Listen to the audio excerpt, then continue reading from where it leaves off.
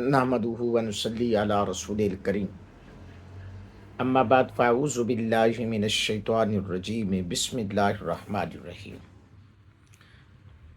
نبی محتشم امام الانبیاء علیہ الصلوۃ والسلام کے غلاموں، جیسا کہ اذان کے حوالے سے ہماری گفتگو جاری و ساری ہے اور روٹین سے بات چیت چل رہی ہے، تو میں گزارش کروں گا کوشش کیا کریں، بلکہ تھوڑا سا ٹائم 2 4 5 منٹ دین کو سیکھنے کے لیے لگائیں، پوری ویڈیو دیکھا کریں، کیونکہ آخر میں ہر ویڈیو کے آخر میں دعائے خیر ہوتی ہے، دعائے کلمات ہوتے ہیں، تو آپ اس پہ آمین کہیں گے جہاں پر بھی بیٹھ کر، تو آپ کی آمین کے صدقے اللہ سب کی خیر فرمائے۔ سماعت فرمائیے اذان کے بعد دعا مانگنا۔ حضرت جابر بن عبداللہ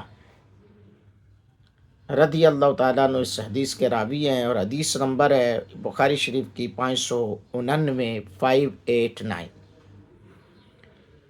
حضرت جابر بن عبداللہ رضی اللہ تعالیٰ عنہ نبی پاک صلی اللہ علیہ وآلہ وصحبہ وسلم کا یہ فرمان نقل کرتے ہیں کہ فرمایا، جو شخص اذان کے بعد یہ دعا مانگے، قیامت کے دن اسے میری شفاعت نصیب ہوگی، قیامت کے دن اسے میری شفاعت نصیب ہوگی۔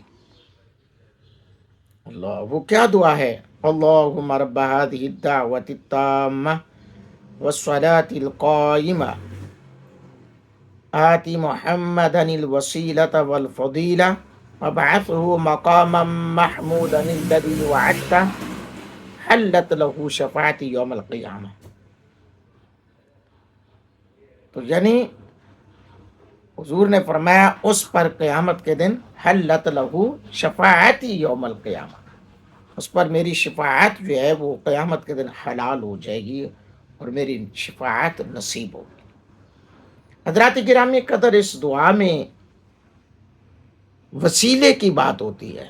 آتی محمد الوسیلۃ والفضیلہ، یعنی ترجمہ سماعت فرمائیں، میں سوال کرتا ہوں جو وسیلے کے منکر ہیں نا، ان کے لیے بخاری شریف کے اندر یہ حدیث ہے کہ وسیلے کے ساتھ حضور کے توسط سے، حضور کے وسیلے سے دعا مانگی جا رہی ہے۔ اے اللہ، اس مکمل دعوت اور اس کے نتیجے میں کھڑی ہونے والی نماز کے پروردگار، تو حضرت محمد صلی اللہ علیہ وسلم کو وسیلہ اور فضیلت عطا کر اور انہیں اس مقام محمود پر فائز کر جس کا تو نے ان سے وعدہ کیا۔ انبیاء کرام اولیاء اعظام سے دنیاوی اور اخروی حاجتوں کے پورے کرنے کے لیے استغاثہ اور استعانت شرعاً جائز ہے۔ اس پر مسلمانوں کے جمہور اور سواد اعظم اہل سنت و جماعت کا اجماع ہے، اور ان کا اجماع حجت ہے کیونکہ وہ خطا سے محفوظ و معمون ہے۔ نوٹ جو بات ہے، توسل کا مطلب یہ ہے کہ اللہ تعالیٰ کی محبوب ہستیوں کے ذکر سے برکت حاصل کرنا، کیونکہ یہ امر ثابت ہو چکا ہے کہ اللہ تعالیٰ ان بندوں پر رحم فرماتا ہے۔ ان سے توسل کا مطلب یہ ہے کہ حاجتوں کے پورا کرنے اور مطلب پورا ہونے کے لیے انہیں اللہ تعالیٰ کی بارگاہ میں وسیلہ اور واسطہ بنایا جائے، نہ یہ کہ ان کو حاجت روا سمجھا جائے۔ جی ہاں،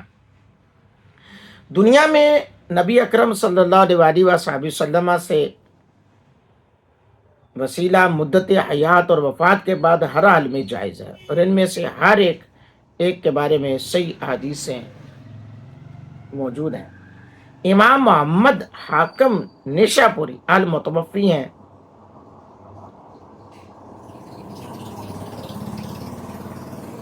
المستدرک میں روایت کرتے ہیں، امام حاکم نیشاپوری، اس کی سند امیر المومنین غیظ المنافقین، حق کے ترجمان، زمانے کے معتبر انسان، تاجدار عدالت، حق کے ثبوت حضرت عمر فاروق رضی اللہ تعالیٰ عنہ تک پہنچتی ہے۔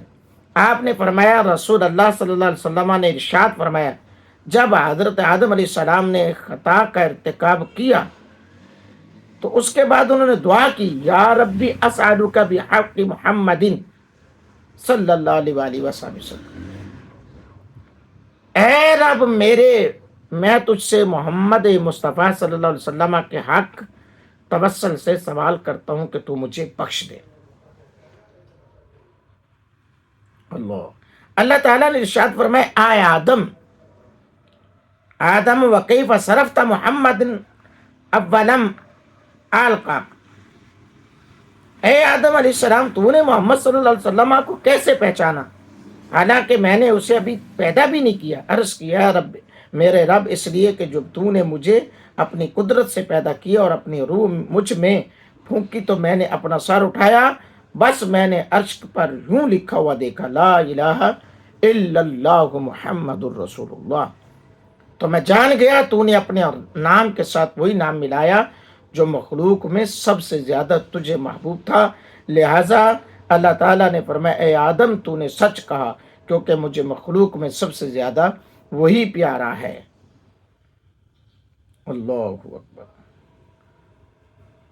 واؤ سألتنی بحقہ فقد غفرت لہ لک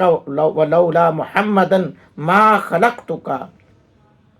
اور جب تم نے مجھ سے آپ کے حق کے وسیلے میں بخشش کا سوال کیا تو میں نے تمہیں بخش دیا، اور حضرت محمد مصطفیٰ صلی اللہ علیہ وسلم نہ ہوتے تو میں تجھے بھی پیدا نہ کرتا۔ امام حاکم نیشاپوری فرماتے ہیں، حاذا حدیث صحیح الاسناد، اور امام بہقی نے بھی اس کو دلائل النبوہ میں روایت کیا، اور امام طبرانی نے اضافے کے ساتھ ذکر کیا، یہ تیری اولاد سے آخری نبی ہوں گے۔ حضرات گرامی قدر،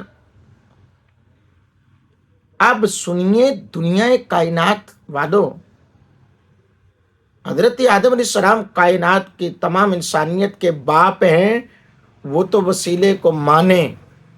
اور یہ مرزا پلمبر اور اس کے سٹوڈنٹس اور دیگر جتنے بھی لوگ ہیں وہ مصطفیٰ جان رحمت کے وسیلے کو انکار کریں۔ حضور ابھی دنیا میں آئے نہیں، حضور کے وسیلے سے دعا مانگی جا رہی ہے، تم تو حضور کے آ جانے کے بعد کا انکار کرتے ہو۔ یہاں پر تو اس روایت کے اندر تو حضور کی آمد سے پہلے حضور کے وسیلے سے دعا مانگی جا رہی ہے، اور ایک نہیں متعدد روایات موجود ہیں۔